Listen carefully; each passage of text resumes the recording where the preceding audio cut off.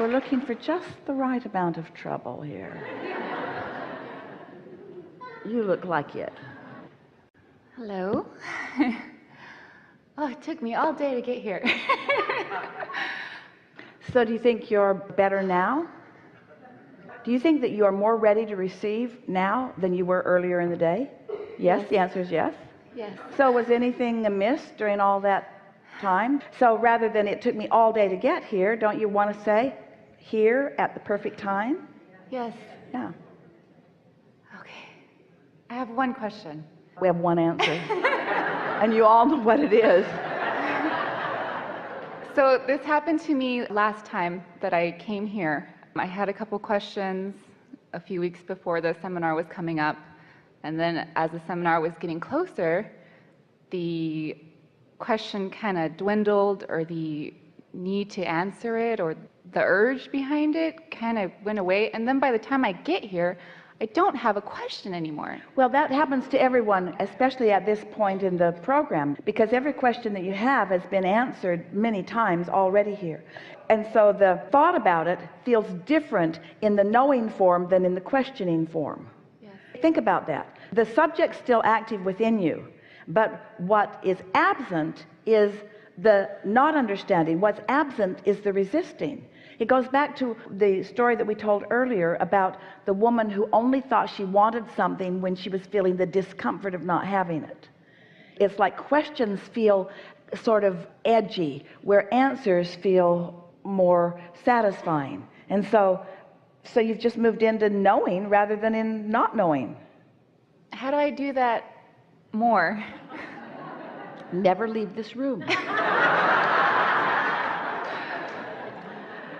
By recognizing it when it does happen and appreciating the feeling of it and milking the feeling of it longer and saying to yourself, the answers always come, and you know they do, whether you're in this room or not, don't they? Don't your answers always come? And don't you say, well, sooner or later it'll come, and I'd like it to be sooner. And so the way you make it sooner is by just doing a better job of tending to your vibration, making lists of positive aspects and making lists of things that you appreciate, and basking more, and not spending much time thinking about important things unless it's early in the day and you know you're feeling good. And never trying to solve a problem when you're feeling negative emotion, ever. Right. Can't solve a problem when you're feeling negative emotion. You can just make the problem bigger. But bigger problems sometimes get more attention. Most humans, we told you that we love you. Most humans would rather have a negative feeling than a non-feeling, because a negative feeling feels like you're making progress, and we would like to soothe that in you. We would rather that you have a non-feeling rather than a negative feeling, because a non-feeling has no resistance in it, and your vortex will bubble up and reveal something to you, or you will realize what it has been revealing to you. So what do you want to talk about? We're winding down. Let's go. What is it? I'll just ask it. Focus, focus, focus, focus, focus. In my vortex, everyone's gonna laugh, but whatever. Now see what you're doing? See what you're doing? You're not even letting yourself get into the receptive mode without worrying about what somebody else will say about it. Am I a billionaire in my vortex? Oh, way more.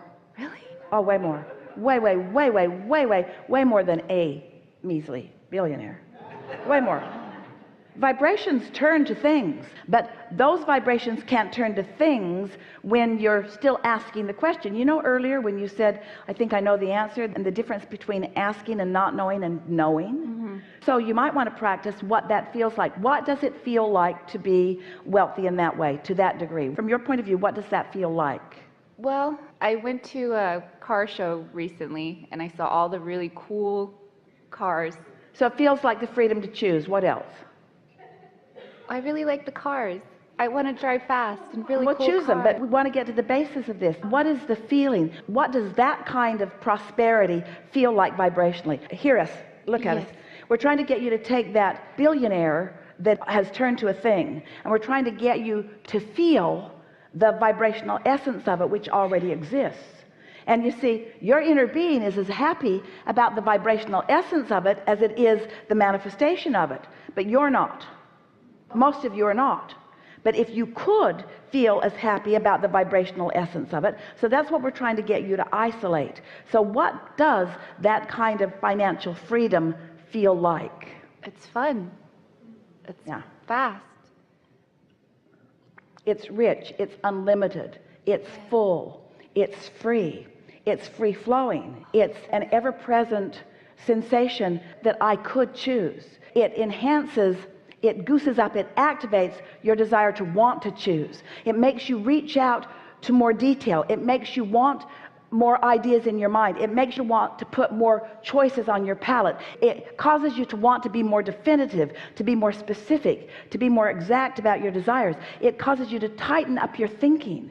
When you capture the essence of that kind of prosperity, it makes you open your horizons. The word vision isn't even big enough. It makes you want to look further into the world. It causes you to feel your own expansiveness. And the biggest thing of all that it does is it makes you feel worthy beyond physical description.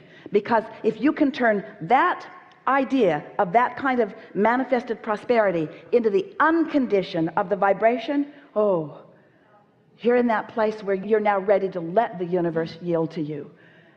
You see, you couldn't buy with your billions the concentration that Source has upon you. You can't buy that. You can't take your things and turn it to that vibration. The vibration turns to those things, but you can't take your things and turn it to that vibration.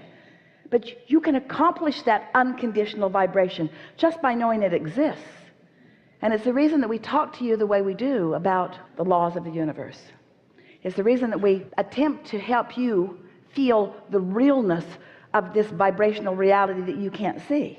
It's why we want to help you know that it's real, even though you can't yet translate it into the billions or into the manifestation. So now that you are understanding a bit more who you are and why you're here, and that you are an extension of that, and that you are rich beyond physical interpretation, and that you are unlimited, and that the universe is responding to your every thought.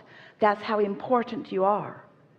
And as you begin to define your thoughts and to use the assistance of your inner being to feel where your thoughts are, and then you watch those fledgling thoughts turn to things, and those fledgling thoughts turn to things, and these even bigger thoughts turn into things, and these bigger thoughts turn to things. In time, you realize there are no limits, that nothing is off limit, that anything that you want can be. But now you're not mixed up. You're not trying to find the feeling because you found the billions first. You're letting the billions come from the feelings. That's what deliberate creation is. Because it's not things turning to thoughts. That's the way humans want to do it. They want to look around at things and think about them. But that's just regurgitation. You're a creator. You're not a regurgitator. You want your thoughts to turn to things. You want your vibrations to turn to thoughts. That's happening. That's step 2. You don't have to do that. Your vibrations are turning to thoughts. But you got to get into step 3, which is the receptive mode, so that you can begin translating those vibrations and those thoughts into those manifestations. And with everything you manifest, got lots of stuff, don't you? With everything you manifest, you begin to understand more and more. It wasn't the accumulation. It wasn't the ending place. It was the experience of the unfolding that you're all about anyway. That you're all about all day anyway. That receptive mode, once you get there and hang around in there a little bit, you won't want to go back. You won't want to go back to a time that you were less focused or less aware of how you feel or less willing to gravitate toward the thoughts that feel better. You just will be unwilling to watch the movie that scares you or have the conversation with the friend that bums you out. You just start really wanting to tend to that precious alignment, because that precious alignment is life in the way you mean for it to be. Really good. Really good. Yeah.